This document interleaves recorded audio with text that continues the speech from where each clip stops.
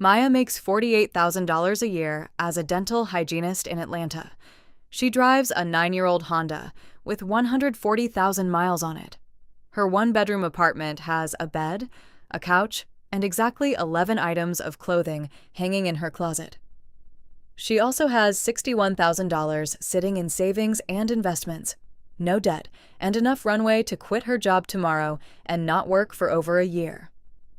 Her coworker, Denise, makes $89,000 a year. Nicer car, bigger apartment, a closet she has to fight to close, and $340 in her checking account on a good week. Same office, same city, almost double the income difference, and Maya is the one who's actually free. This is not a story about who earns more. It's a story about what your stuff is quietly doing to your bank account while you're not looking. Stick with me, because by the end of this video, you're going to look at everything you own completely differently. Here's the first thing Maya figured out that most people never do. Everything you own has a landlord, and that landlord is you. Think about it. Every object in your home is renting space from you. That exercise bike shoved in the corner, it's paying you $0 a month to sit there while it takes up square footage you're literally paying rent or mortgage on. In most cities, that's somewhere between $25 and $45 a year per square foot. A bike that takes up 12 square feet is quietly costing you $300 to $500 a year just to exist in your apartment before you've ever pedaled it. Now, multiply that by everything else. The blender you use twice a year, the clothes with tags still on, the someday box in the closet. None of that stuff pays you back. It just sits there, collecting dust and collecting rent. Maya's rule: before she buys anything, she asks one question. What is this going to cost me to keep, not just to buy? That single shift in thinking eliminated almost half of her old spending habits before she even got to rule number 2. Most impulse purchases die within 90 seconds if you just wait. Maya's version of this isn't a 24-hour rule, it's a 90-second rule. Anytime she feels that little jolt of, I need this right now, she sets a timer on her phone for 90 seconds and just breathes. No scrolling, no reading reviews, just waiting. Why 90 seconds? Because that's roughly how long it takes for the emotional spike of wanting something to pass. Neuroscience calls this the urge surfing window. That initial dopamine hit from seeing something you want fades fast if you don't act on it immediately. She started doing this with a $60 pair of sneakers she needed. 90 seconds later, she didn't care anymore. She saved an estimated $4,000 a year just from this one habit. Not from some extreme sacrifice, just from getting out of her own way for 90 seconds at a time. Here's a test Maya runs on everything already sitting in her home. Would she buy it again if she saw it in a store today, knowing what she knows now? If the answer is no, it's not neutral. It's actively costing her. Every item you keep, just in case or because I paid for it, is a small, ongoing tax on your space, your time, and your mental energy. She did this with her kitchen first. Found a fondue set she used exactly once. A waffle maker she forgot she owned. 3 coffee mugs from work events she never even liked. All of it sold, donated, or gone within a weekend. The point isn't the money she made selling it, it's what she stopped doing afterward. Once you see how much stuff slipped in without you noticing, you start noticing it before you buy, not after. This is the one that trips up high earners the most. Your phone works, your car runs, your couch is still comfortable, but a new version exists, so suddenly the old one feels outdated. Maya calls this boredom spending, and she has a strict personal rule. Something only gets replaced when it actually stops doing its job, not when a shinier version comes out. That phone she's had for 4 years still makes calls and takes pictures just fine. That's the entire job of a phone.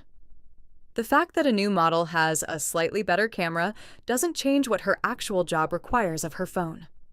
Do this math over a lifetime, replacing a phone every 2 years instead of every 4 or 5, replacing a car every 4 years instead of every 10.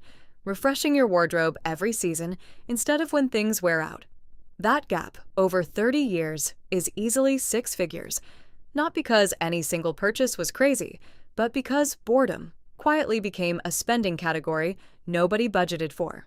Maya doesn't rely on willpower because willpower runs out by 4 p.m. on a stressful Tuesday. Instead, she engineered her environment so the easy choice is also the smart one. On the saving side, the moment her paycheck lands, a set percentage moves automatically into an investment account before she ever sees it. She never decides to save that month. It's already gone. On the spending side, no saved cards on shopping apps, no one-click checkout. She deleted 3 shopping apps entirely off her phone.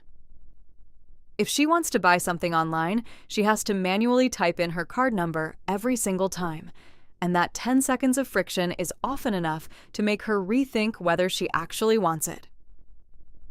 This is the difference between people who save when there's money left over and people who save first and live off what's left. One version basically never works. The other works even when life gets messy. This might be the most important rule in the whole video, so listen closely. Most people never define what enough actually means for their life, so every time their income goes up, their spending quietly rises right along with it. New raise, new car payment, promotion, bigger apartment. 10 years later, they're making triple what they used to and somehow still living paycheck to paycheck. Maya did something different early on. Before her income ever grew, she sat down and decided, this is what a good enough home looks like for me. This is what a good enough car looks like. This is roughly what my monthly spending needs to be for me to feel like I'm living well.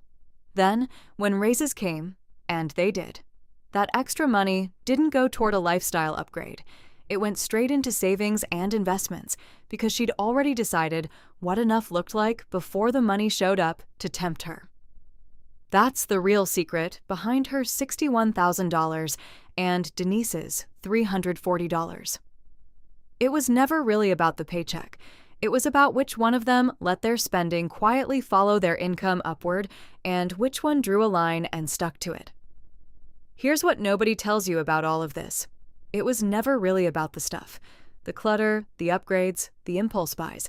A lot of that is just an attempt to fill something that money in the bank actually fills better. Security. Peace of mind.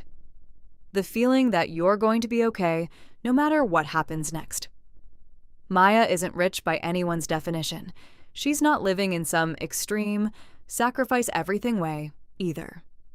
She just decided somewhere along the way that she'd rather own her freedom than own more things. You don't need a 6-figure income to build the life she has. You need clarity about what you actually value, and the discipline to let your spending reflect that instead of reflecting whatever showed up in your Instagram feed this week. So here's your homework this week. Pick one room in your home, walk through it and ask, for every single item, would I buy this again today? Whatever you can't say yes to, it's time to let it go. Because at the end of the day, the goal was never to own less. It was to own your life back. If this hit home for you, let me know in the comments which rule you're starting with first, and subscribe, because next week we're breaking down exactly how to build that first 6 months of savings step by step.